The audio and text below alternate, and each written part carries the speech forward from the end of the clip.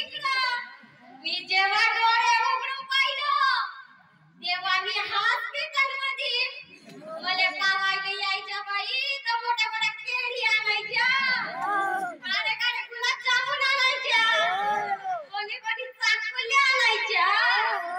म्हणून म्हणतो मित्रांनो का डाव्या बाजून जाताना डाव्या बाजून चालवा का हळू चालवा